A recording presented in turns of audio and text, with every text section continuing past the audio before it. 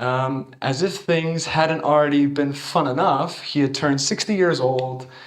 He was getting close to retirement and wanted to stop working.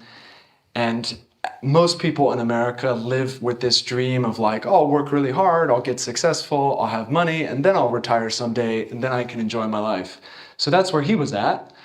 And it happened to be the worst flu season in nearly a decade. And my dad got really sick with the flu. Literally from a Saturday afternoon, he was playing tennis, to Saturday night, he was in bed in really pretty bad shape, to Monday, he was home alone. I was in Puerto Rico at this point. And if you guys don't know, health insurance in America is a privatized for-profit institution, so it costs a lot of money. You never know how much it's going to cost. What's your insurance going to cover? It costs to call the ambulance. You pay immediately, I think, at least $500 for an ambulance.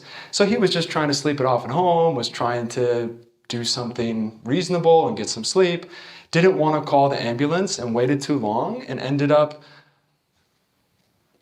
passing away at 60 years old from a simple flu in the richest country on the planet. And this, for me, was basically, this was the point where I was broken from all of this. It was too much all at once, and this all basically happened in about a year.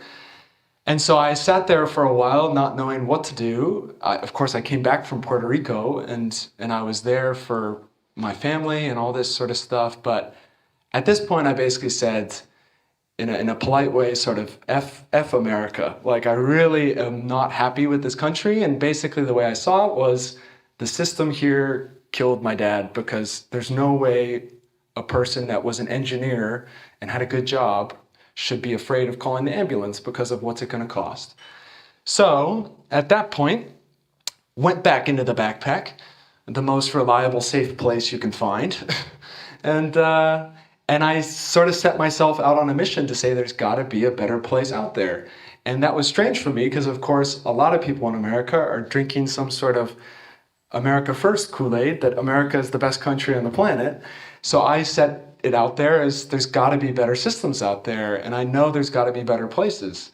So for many, literally for years, I decided to basically go on traveling, some with hitchhiking and buses and couch surfing, and of course the time in Puerto Rico. I went back after my dad's funeral and tried to continue to help after the hurricane, and went to South America further.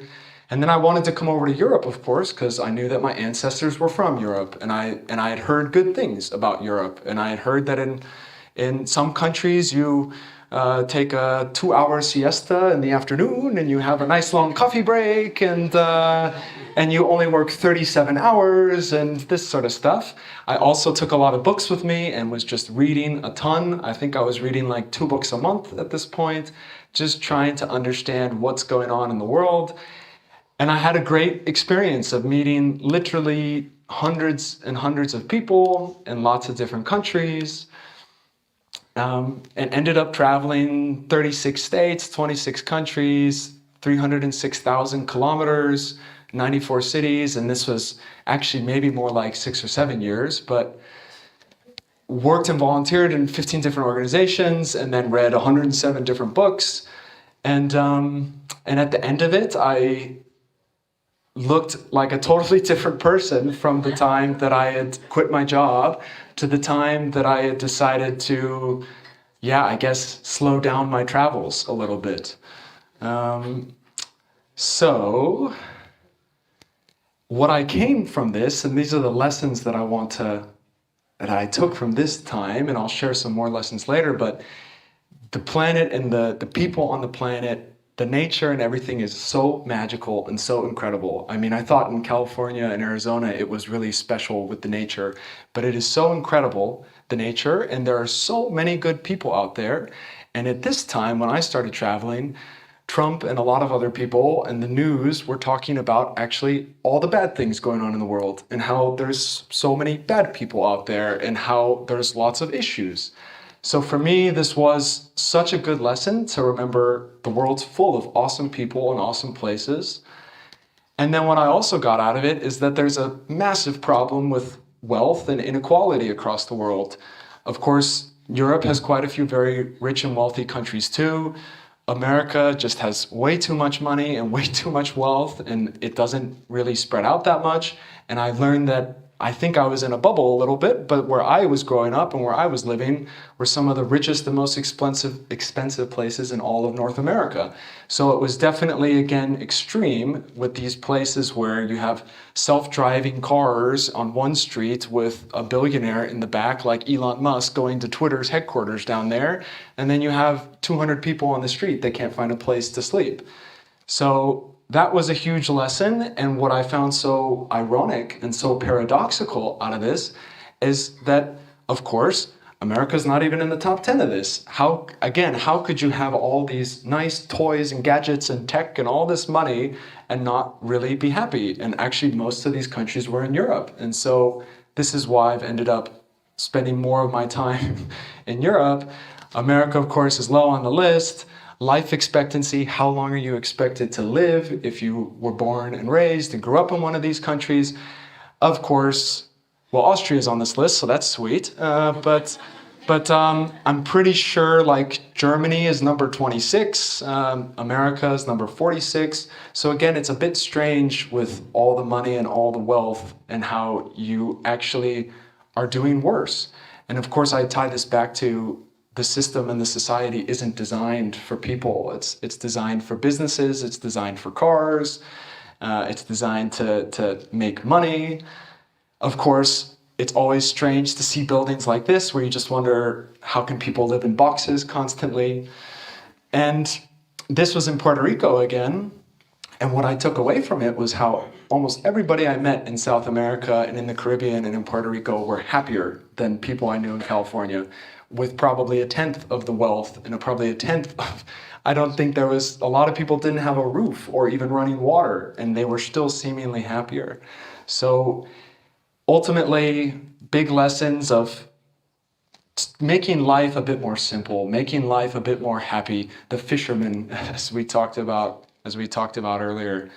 And again, how should things be designed? How can we structure things? And of course, it's pretty awesome in Europe that we can walk places, we can bike places, but it's not even designed that way in America and Canada.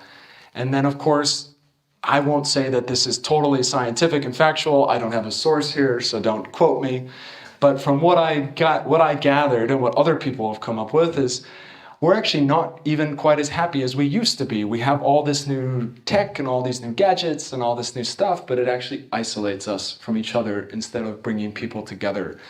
And of course, as we know, a lot of this stuff just ends up in the trash. So one big lesson, less is more, sharing is caring. This is so often so true from all the people that I met.